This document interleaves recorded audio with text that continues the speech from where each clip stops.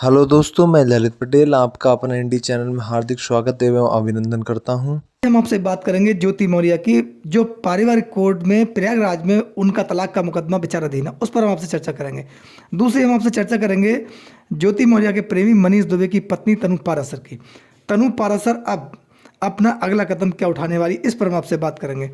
और हम आपसे बात करेंगे अंजू थॉमस की, जो 17 जुलाई को हिंदुस्तान से पाकिस्तान गई थी। वहाँ पर उसने धर्म परिवर्तन करने के बाद फातिमा बन गई थी और नसरुल्लाह के साथ उसने निकाह किया। उसके बाद 29 नवंबर को पुनः वह भारत लौट आई। अब उसकी कानूनी मुश्किलें किस प्रकार से बढ़ने वाली हैं, इस पर हम आपसे चर्चा करेंगे। क्या उसका हिंदुस्तान से पाकिस्तान जाना आसान होगा, या फिर नसरुल्लाह का पाकिस्तान से हिंदुस्तान में आना, जिस प्रकार से उसके बयान हैं, वह उसके लिए आसान होगा, या वह अपने बच्चों को ले जाने में सफल रहेगी, इस पर हम आपसे पूरी बात करेंगे। दोस्तों, एक बात पर हम आपसे और चर्चा करेंगे, वह है पानीपत की। पानीपत की 300 से अधिक महिलाएं अपने पतियों को छोड़कर, अपने बच्चों को छोड़कर गैर मर्दों के साथ प्रेम प्रसंग के चलते चली गईं। रिकॉर्ड है 325 से अधिक महिलाएं। सोचने की बात है दोस्तों, क्या है संस्कृति का इन पर असर, इस पर भी आपसे बात करेंगे। ये किस प्रकार हमारे समाज को मोड़ा जा रहा है, इस पर हम आपसे बात करें। दोस्तों, पहले हम आपसे बात करते हैं ज्योति मौर्य के तलाक के मुकदमे की। तलाक का मुकदमा ज्योति मौर्य का 6 दिसंबर पर, जिस पर डेट नियत है 6 दिसंबर को, ज्योति मौर्य और आलोक मौर्य को दोनों ही को न्यायालय के समक्ष उपस्थित होना है और अपने उसमें बयान दर्ज कराने हैं। लेकिन यहाँ पर हम आपसे बात कर रहे हैं ज्योति मौर्य के पति आलोक मौर्य की। ज्योति मौर्य के पति आलोक मौर्य, जिन्होंने अपनी पत्नी पर गंभीर आरोप लगाए थे अवैध संबंध, अवैध प्रेम प्रसंग के, जिसको मीडिया के सामने ज्योति मौर्य और मनीष दुबे दोनों ने ही अपने प्रेम प्रसंग को एक्सेप्ट किया और एक प्रकार से माना भी था। वहीं बीना मानवी का बेहुदा बयान था। महिला विकास की जो मंच की अध्यक्ष हैं बीना मानवी, उन्होंने कहा था कि मनीष दुबे का ज्योति मौर्य से प्रेम प्रसंग नहीं बल्कि दोस्ती थी, आपस में फ्रेंडशिप कर ली तो क्या हो गया। ये तमाम इस प्रकार के उनके बयान थे, जो एक सब समाज के लिए हानिकारक हैं और समाज में एक प्रकार से देखा जाए तो समाज में इसका गलत संदेश गया। दोस्तों, हम आपसे बात करते हैं पहले ज्योति मौर्य के तलाक के मुकदमे की। ज्योति मौर्य का तलाक का जो मुकदमा है वो प्रयागराज फैमिली कोर्ट में चल रहा है, विचाराधीन है। लेकिन आलोक मौर्य ने अपनी पत्नी ज्योति मौर्य को बचाने के लिए अपनी शिकायत वापस ली थी। ज्योति मौर्य के खिलाफ वरना अब तक एफआईआर हो गई होती। ज्योति मौर्य कहीं ना कहीं सलाखों के पीछे भी हो सकती थी, लेकिन आलोक मौर्य ने अपना बड़ा दिल दिखाते हुए अपना परिवार बचाने की दृष्टि से ज्योति मौर्य की शिकायत वापस ली थी। और उसके बाद आलोक मौर्य के जो समर्थक थे उनका भी विरोध का सामना करना आलोक मौर्य के लिए पड़ा और उनका विरोध जो था वो बर्दाश्त किया। दोस्तों, पूरा समाज आलोक मौर्य के साथ खड़ा था, आलोक मौर्य के पक्ष में था, क्योंकि आलोक मौर्य को लोग पीड़ित मान रहे थे। यहाँ पर आलोक मौर्य ने शिकायत वापस ली केवल अपना परिवार बचाने के लिए। लेकिन वहीं दूसरी तरफ ज्योति मौर्य का कदम क्या था। ज्योति मौर्य ने आलोक मौर्य के खिलाफ एक भी मुकदमा वापस नहीं लिया, कोई राहत भरी सांस नहीं दी, कोई आलोक मौर्य के पक्ष में बयान नहीं दिया, और उन्होंने ये भी नहीं कहा कि मैं अब सब गिले शिकवे भुला चुकी हूँ, आलोक मौर्य से मेरी कोई दूरी नहीं है, मैं आलोक मौर्य के साथ हूँ, मेरे पति हैं, अपने परिवार को बचाने के लिए मैं कुछ भी कर सकती हूँ। जबकि ज्योति मौर्य भ्रष्टाचार और अवैध संपत्ति अर्जित करने के तमाम ऐसे आरोप भी थे, उनसे भी ज्योति मौर्य अपने आप को बचाने में सफल रही। लेकिन ज्योति मौर्य कई मुश्किलें बढ़ेंगी, क्योंकि जब व्यापक रूप से मनीष दुबे के प्रकरण में जांच होगी वहां पर ज्योति मौर्य का भी नाम आना स्वाभाविक है, क्योंकि ज्योति मौर्य पर भी उसी प्रकार गंभीर आरोप है। लेकिन दोस्तों, हम यहाँ पर बात करते हैं आलोक मौर्य के परिवार की। क्या आलोक मौर्य को ज्योति मौर्य ठगने का काम कर रही हैं, या आलोक मौर्य को कहीं ना कहीं बैकफुट पर डालने के लिए किसी अपने झांसे में लेकर, या फिर कहीं अन्य कारणों की वजह से शिकायत वापस कराई गई।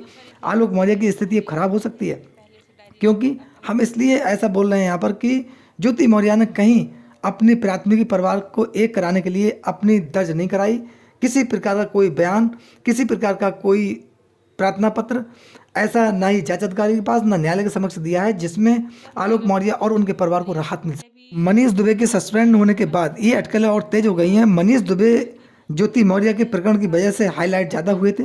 हालांकि उनका इतिहास जो था पहले ही विवादों से भरा हुआ था, उनके खिलाफ काफ़ी शिकायतें थी, उसके चलते सस्पेंड हुए। लेकिन अब मनीष दुबे और ज्योति मौर्य एक हो सकते हैं। यहाँ पर तनु पाराशर, मनीष दुबे की पत्नी, भी सक्रिय हो गई हैं। उनका कहना है अगर मेरे तलाक लिए बिना मनीष दुबे ने शादी की, या ज्योति मौर्य और मनीष दुबे दोनों एक हुए, इसके बाद इन्हें कानूनी प्रक्रिया का सामना करना पड़ सकता है, ज्योति मौर्य के खिलाफ भी एक्शन हो सकता है। और इसी के चलते ज्योति मौर्य ने अपने कदम खींच लिए हैं, क्योंकि उन्हें ये महसूस है कि आलोक मौर्य से भी तलाक नहीं हुआ है, उधर तनु पाराशर का मनीष दुबे से तलाक नहीं हुआ है, दोनों के मुकदमे न्यायालयों में विचाराधीन है। इसके चलते किसी भी नए विवाद में ज्योति मौर्य अपने आप को फंसाना नहीं चाहती। हालांकि वो अभी भी शक के दायरे में है, उनके खिलाफ भी जांच हो सकती है, होगी। मनीष दुबे के प्रकरण में आगे बढ़ने के बाद ज्योति मौर्य की भी मुश्किलें बढ़ेंगी, लेकिन यहाँ पर मनीष दुबे और ज्योति मौर्य का प्रकरण थोड़ा थमता हुआ नजर आ रहा है, क्योंकि अंजू थॉमस उर्फ फातिमा जब से पाकिस्तान से हिंदुस्तान आई है, उसने हिंदुस्तान में सनसनी मचा दी है और सुर्खियों में आजकल उसकी न्यूज़ जो है हर चैनल पे देखी जाए, हर जगह अंजू थॉमस उर्फ फातिमा की चर्चा है। दोस्तों, इसकी चर्चा क्यों है? क्योंकि ज्योति मौर्य एक विवाहित महिला है, 2 पुत्रियों की माँ है, एक माँ भी है, इसका परिवार है।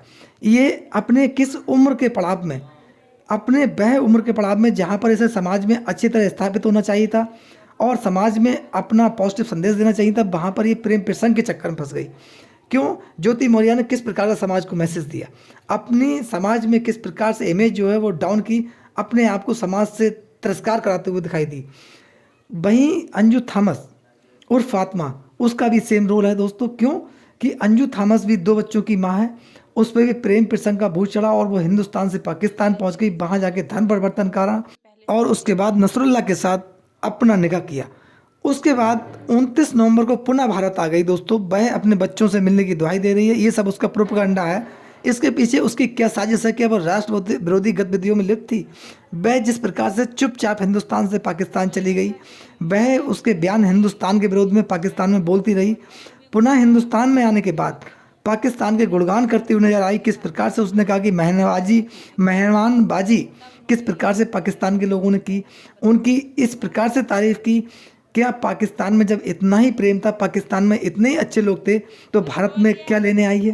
पाकिस्तान में रहकर हिंदुस्तान के विरोध में बोल रही थी, लेकिन हिंदुस्तान में आने के बावजूद भी वह पाकिस्तान के गुणगान करते हुए नहीं थक रही है। दोस्तों, इसके खिलाफ ऑलरेडी FIR दर्ज है। अब ये बहुत जल्दी सलाखों के पीछे होगी, इसे अरेस्ट किया जाएगा, उसके बाद कानूनी प्रक्रिया का सामना करना पड़ेगा। ये जो बात कर रही थी बच्चों को हिंदुस्तान से पाकिस्तान ले जाने की, ये तो बहुत बड़ी बात है। इसका हिंदुस्तान से बिना कानूनी प्रक्रिया पूर्ण किए पाकिस्तान जाना भी मुश्किल होगा। दोस्तों, यहाँ पर हम आपसे बात करना चाह रहे हैं कि आखिर हमारे समाज में हो क्या गया है, किस प्रकार से विवाहित महिलाएं अपने परिवार, अपने पतियों और अपने बच्चों को छोड़कर गैर मर्दों के साथ प्रेम प्रसंग के चलते बिना विचार किए और परिवार छोड़कर चली जाती हैं। दोस्तों, ये मैं आपसे बात कर रहा हूँ पानीपत की। एक पानीपत के न्यूज़ चैनल ने, वॉइस ऑफ पानीपत ने दावा किया है कि पानीपत से ही इस साल 300 से अधिक महिलाएं अपने परिवार और बच्चे और पतियों को छोड़कर गैर मर्दों के साथ चली गई हैं और उन्होंने बिना कोई लीगल प्रोसेस अपनाए, अपने परिवार को बिना बताए इस प्रकार कदम उठाया है। दोस्तों, ज्योति मौर्य और अंजू उर्फ थॉमस और फातिमा और ये तमाम ऐसी महिलाओं की जो मैं एग्जाम्पल दे रहा हूँ, इस पर एक विचार करने की ज़रूरत है कि हमारे समाज में ये भ्रांति कहाँ से आई है, समाज में इस प्रकार के जो कैरेक्टर को लेकर गिरावट कहाँ से आई है। इस पर तमाम देश की प्रशासनिक व्यवस्थाएं, समाज सेवी संस्थाएं, धार्मिक संस्थाएं और जो भी संस्थाएं, उनको विचार करना चाहिए।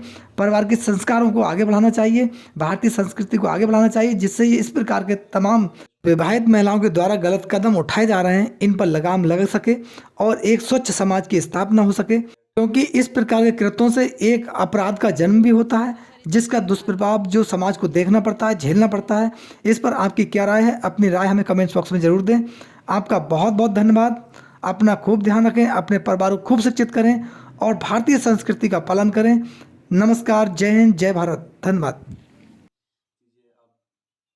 सर, मुझे लगता है ज्योति मौर्य से पहले भी उनके जो हस्बैंड रहे आलोक मौर्य, वो भी घोटाला में शामिल थे, क्योंकि उन्होंने पहले उनका साथ दिया जब उनके साथ रहती थी, जब ज्योति मौर्य